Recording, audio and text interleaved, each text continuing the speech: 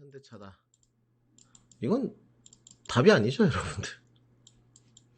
이건 답이 아니고요. 이건 잘못된 거죠. 나는 투자 관점을 좀 가져가는데 앞으로 전기차의 완성차를 좋게 본다. 향후 도래해야 할 미래 먹거리 산업으로 보고 있습니다. 그래서 어떤 플랫폼은 아니지만 전기차와 수출을 갖고 있는 현대차, 기아차를 좋게 봐서 조금씩 모아가고 있습니다. 내지는 삼성전자 반도체에 대한 디램 가격 하락에 대한 관점이 아주 첨예하게 갈리지만 저는 반도체 내년에 DDR5라든지 여러 업황 또 돌아온 저 같은 경우는 총수 부재 해결 방안 투자 확대 소식에 맞물려서 좀 모아가고 있습니다. 그래서 삼성전자와 현대차를 조금씩 사고 있습니다. 이런 부분들은 이분들이 잘못된 걸까요? 저는 그렇게 보지는 않습니다. 아주 정말로 주식을 정석으로 잘하고 있죠. 그래서 요번 달도 좀 샀고 매매 좀 수익이 난 것은 물도 좀 타가고 있습니다. 근데 이게 이제 잘 안 된단 말이죠. 이제 이게 관전 포인트인 것 같아요. 주식은 이게 답인 것 같습니다. 집 사고 차 팔고 이래가지고 주식 투자라는 것도 정답이 아니에요. 또 단타도 정답이 아니에요. 장기 투자도 정답은 아닙니다만은 좀 한국 시장에 걸맞는 모습이 그거지 않나. 특히나 이제 유료 회원 가입을 할 때는 어느 정도 매매 수익이 좀 뒷받침되면서 투자로 원활하게 넘어가는 과정들. 회원들을 만나보면 좀 송구스럽고 이제 죄송한 분들이 이제 거의 이제 소액 자본가들이죠. 작년에 계좌가 좀 망가졌다가 올해 같이 좀 날개를 펼쳐야 될 것 같은데 쉽게 되지 않았던 부분이 저도 있거든요, 몇 분. 근데 제가 다 안고 갈 겁니다. 그래서 공개 방송에 오신 분들이 걱정할 파트의 문제는 아닌 것 같고 또 우리 거액 자본가들은 잘 투자를 또 진행하시면서 매매를 혼용해서 잘 해나가고 있으시거든요. 뜻대로 되지는 않지만 그래도 저희 회원들은 이제 제 어떤 마음을 90%는 다들 알고 계시기 때문에 잘 향해를 해가고 있어요. 이 부분이 가장 중요한 것 같고요. 그러면 이제 약간 좀 더 구체화 시켜보면 지수죠. 여러 전문가님들이 이제 보시는 어떤 잣대가 좀 있으실 거예요. 저는 가장 먼저 10년물 국채 좀 보시죠. 제가 생각하는 10년물 국채 반등, 단기 반등은 다 나왔습니다, 여러분들. 회원 방송에서는 이미 다 이야기를 했던 파트고요. 1차를 한 이 정도, 2차를 한 이 정도까지 좀 봤어요. 조금 도달을 못했는데, 이제 많이 가면 1.5인데, 올해 연말까지는 어느 정도를 보고 있냐? 1.9 정도를 보고 있습니다. 1.9 정도를 보고 있고, 아카데미 때도 그렇게 다 이야기를 했고요. 많이 가면 2.1까지도 보고 있는 쪽이고요. 지금 이제 우리가 금리 인상이라든지 테이퍼링에 관해서는 논할 필요는 없는 것 같아요. 언제 추가적인 낙폭과 시기가 다가오느냐에 대해서는 정확한 진단은 있을 수 없습니다. 단지 다가올 악재적인 요소는 분명히 갖추고 있다는 거죠. 그러면 매매도 기세 수익률을 좀 낮추고 매매를 좀 많이 하시는 분들은 현금화가 좀 필요할 것 같고 저는 내년까지 시장이 좋다고 보는 쪽이거든요. 왜냐하면 먹거리 있는 시장에 분명히 답이 나와 있잖아요. 은행주라든지 이런 여러 가지 또 대선 정책과 맞물리는 부동산 정책이라든지 또 단기 테마로 대선 테마라든지 그래서 내년 시장까지 전 좋다고 보는 쪽이에요. 그러면 저희는 이제 투자 관점으로 넘어가는 쪽이겠죠. 후자 쪽. 이런 분들은 이제 자꾸 매매 비중을 좀 낮추고 투자로 선회를 좀 해야 되는 과정이겠죠. 저희는 이제 적금도 좀 들고 있고요. 종목들도 좀 접근 방식을 다르게 해가고 있습니다. 그러면 이제 매매를 즐기는 시기를 언제까지 좀 잡을 것이냐. 저는 10월 한 말 정도까지 좀 보고 있습니다. 그래서 공개방송 오신 분들은 좀 참고를 하시면 될 것 같고. 그러면 10년물 국채 수익률을 비교를 했을 때 어느 정도 반등 구간의 트리거까지 보면 되냐. 자, 하방으로는 1.1을 보시면 될 것 같아요. 여기까지 이제 무너질 일은 없을 것 같고요. 기술적인 쌍바닥 이런 건 보지 마시고. 상승 반동 탄력으로는 1.5 정도까지는 보고 있습니다.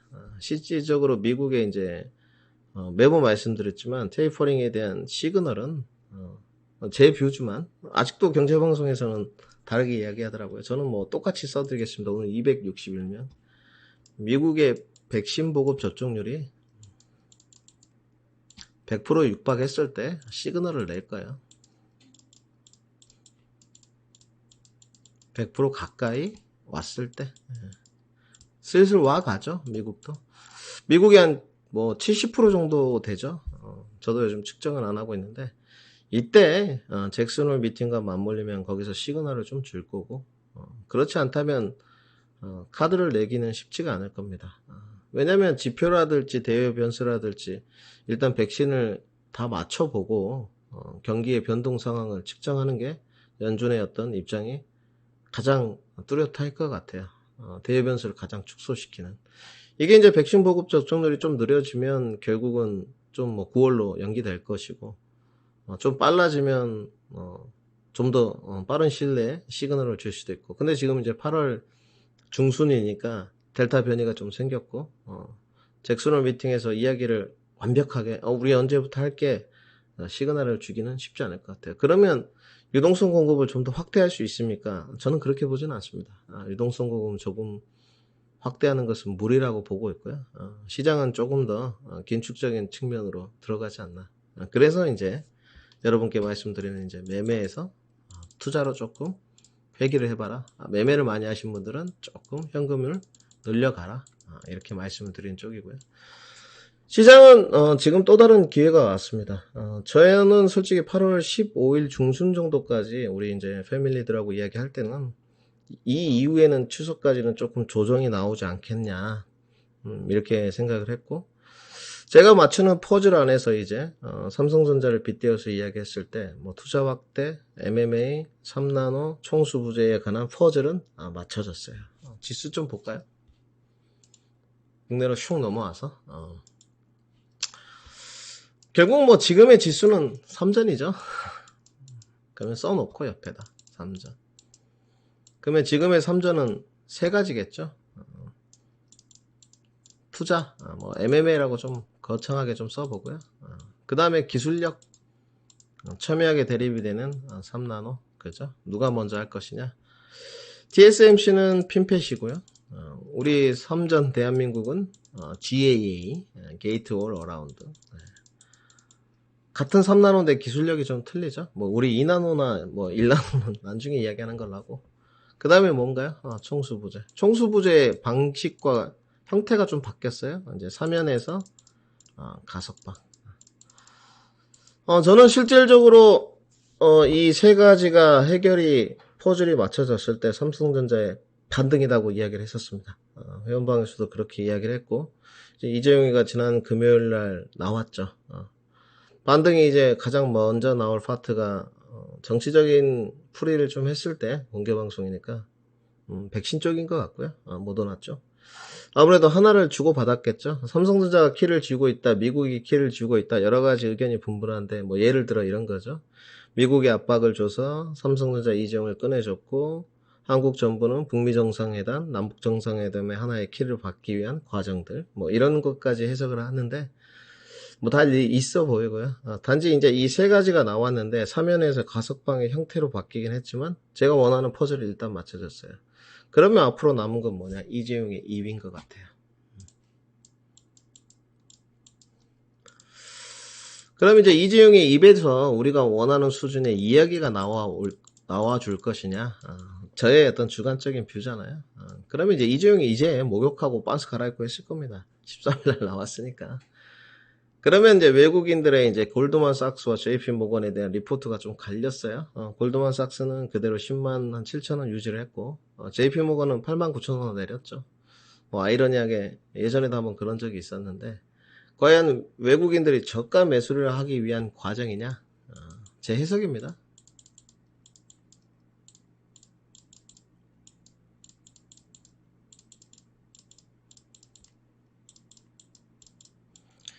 이게 1번인 거고요. 2번은 뭡니까? 아니다. 정말로 D램의 어두운 업황이다. 뭐 이렇게 좀 써보겠습니다. 뭐 D램 반도체 가격이 뭐 4분기 때 떨어진다면서요? 뭐 이런 이야기들. 그러면 1번이냐 2번이냐? 주관적인 뷰겠죠. 저는 1번이라고 보고 있습니다. 실질적으로 저는 뭐 당장 다음 주에도 반등이 좀 나올 수 있다고 보는 쪽이고, 늦으면 그 다음 주부터도 조금 이어진다고 보는 쪽이에요. 실질적으로 이재용이는 지금 어느 공장을 뭐 좀 지을 것인지 미국에 오스틴이냐 뭐 텍사스냐 등등 파운드리 공장부터 또 SDI의 진출로 삼성바이오로직스의 위탁 생산 등 굉장히 총수가 없었던 상황에서 해결해야 될 요소들이 상당히 부재한 상황입니다. 그러면 지금 벌써 그것을 삼바가 보여주고 있는 것 같아요. 지금. 그래서 저는 일단 해석을 2번으로 하는 애널리스트들도 있죠. 근데 저는 동의를 못하는 게 늘 말씀드렸지만 올해 이제 지수 상승을 많이 봤던 모든 증권사들이 작게 봤던 데가 3,400 연말에 뭐 3,800까지도 봤는데 삼성전자가 못 올라간다. 말이 안 맞는 것 같고요. 첫 번째. 그 다음에 두 번째는 이 이야기는 매번 똑같이 하고 있습니다. 저는 잘 이제 제 뷰를 바꾸지는 않거든요. 그 다음에 두 번째는 뭐냐. 1분기 때 피크아웃 논란이 있었어요. 특히나 이제 삼성전자 같은 경우는 비메모리 파트, 뭐 파운드리 파트, 오스틴 공장이 한파로 뭐 정전으로 중지가 되기도 했고 이런 부분 때문에 원하는 매출 추이가 없었다. 2분기 때 실적이 안 좋을 것이다. 근데 어닝 서프라이즈 썼어요. 비메모리 파트도 오스틴 공장이 돌아가면 조금 올라갔습니다. 역대급 실적을 재놨죠. 모든 증권사의 실적을 뛰어넘었어요. 근데 주가는 못 갔고. 근데 그 실적에 관해서는 또 다른 풀이를 내놨습니다. 삼성전자 하만 인수위 이후에 확실한 투자 확대 계획이 없다. 투자자들의 의구심을 해결해 주자라. 이게 뭡니까? 뷰가 뭐 실적이 잘 나와도 나쁘게 쓰고 좋게 나와도 나쁘고 저는 그렇게 하는 건 말이 안 된다고 보고 있고요. 저는 그때부터도 이 삼박자가 해결이 돼야 된다고 좀 봤어요. 물론 제가 원하는 사명권은 아니지만 MMA, 총수부재, 기술력. 네. 이거 이제 되고 나서 1, 2 정도 이제 시간이 필요하겠죠. 이재용이도 뭐 좀 눈도 붙일 거고 가족들 상봉도 해야 될 거고 현안 보고도 좀 받아야 될 거고. 그러면 이제 이번 주부터인 것 같아요. 때마침 하락이 그러면 왜 나왔느냐? 그거는 JP모건의 리포트가 가장 큰 역할을 한 것 같습니다.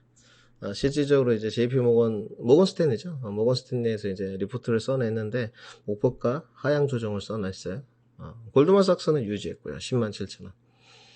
둘 다 굉장히 걸싸한 회사들이고 상당히 영향을 많이 주는 그런 리포트들입니다. 근데 저는 약간 골드만삭스 쪽이에요. 솔직히 말씀드려 선택을 해야 되지 않겠습니까? 단지 이제 삼성전자를 늘 말씀드렸지만 좀 매매 관점으로 이런 기관 행보의 모습을 보고 접근하신 분들에게는 결과물이 썩 좋지는 않을 겁니다.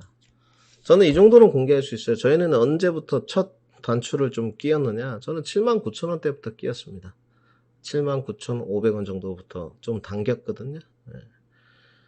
근데 뭐 이제 이런 박스권을 이용해서 비중 뭐 30%, 40%, 100% 매매 관점을 하신 분들도 있을 거고 그게 뭐 틀렸다기보다도 저는 대형주 투자를 그렇게 하진 않습니다. 네.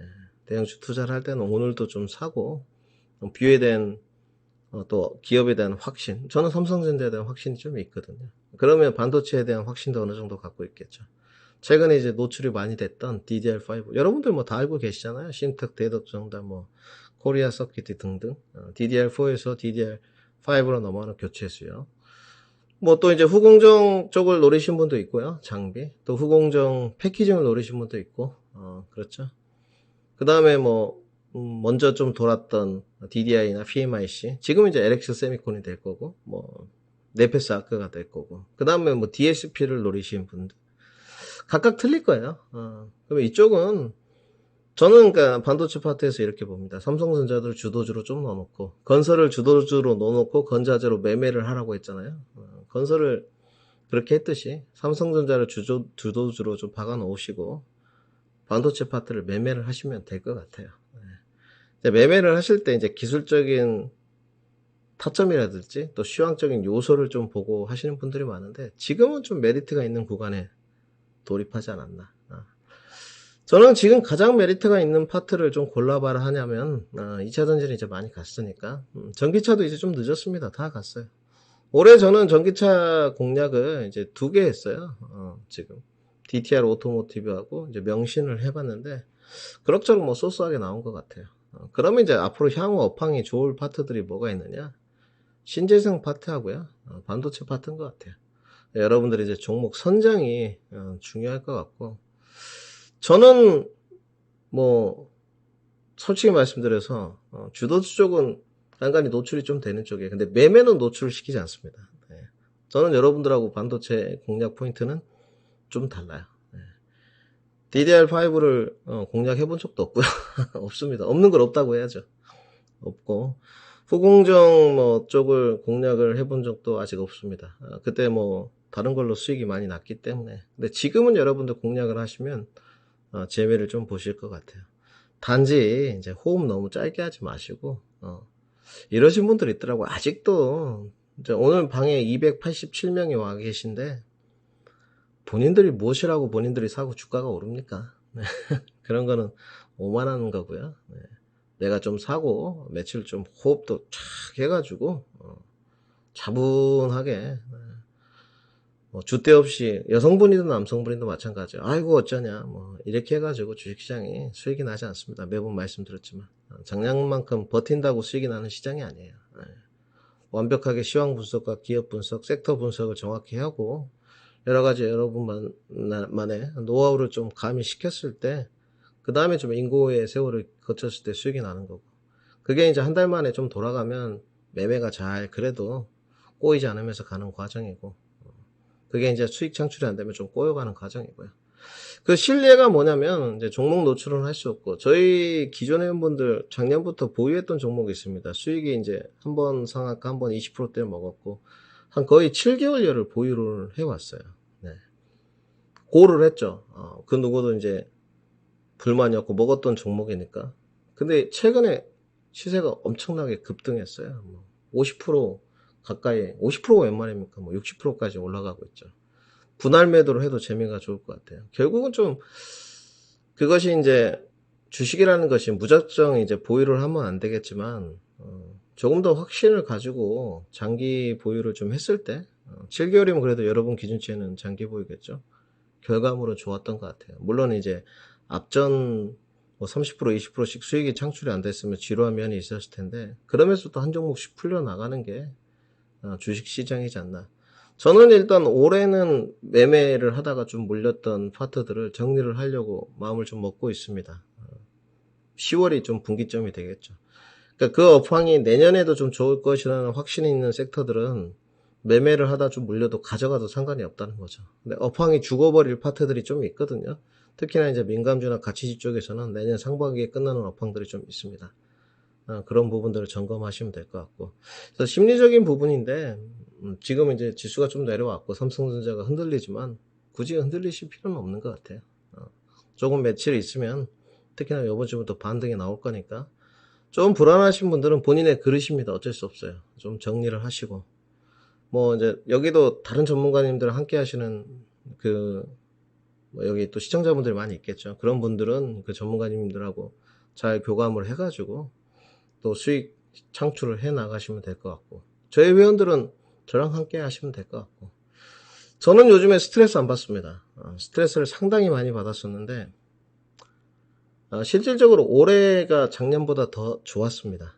작년 회원들보다 올해 회원들이 더 좋고, 여러분들이 이제 아시겠지만 종목이 준비가 됐을 때 회원을 모집하는 형태를 좀 띠고 있어요. 그런데 항상 결과물이 괜찮았어요. 솔직히 이제 하반기 때 꾸렸던 종목이 빨리 소진됐어요. 지금 이제 두 종목이 남아있죠. 근데 뭐 그 두 종목에 관해서는 저는 확신을 갖고 있고, 그러면 이제 새로 좀 준비를 해야 되겠죠. 공략을 할 수 있는. 제가 이제 수요일도 그 뭡니까?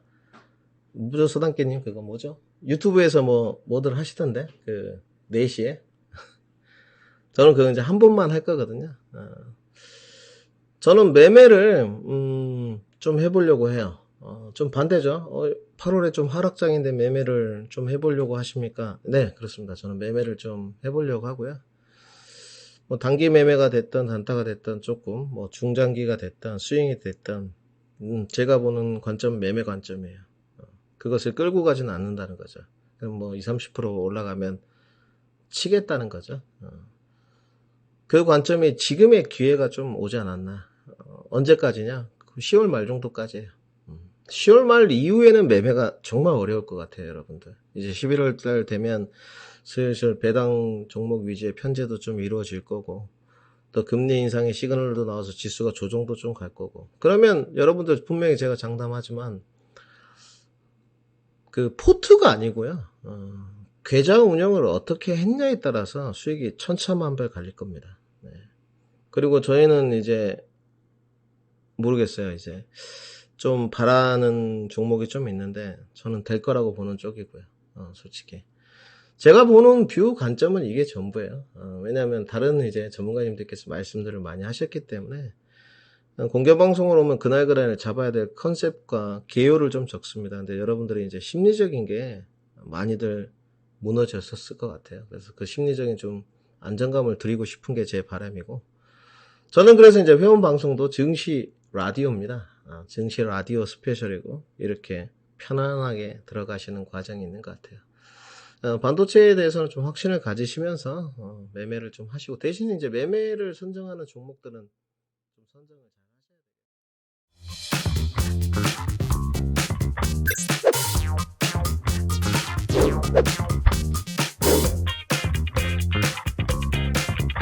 돼요.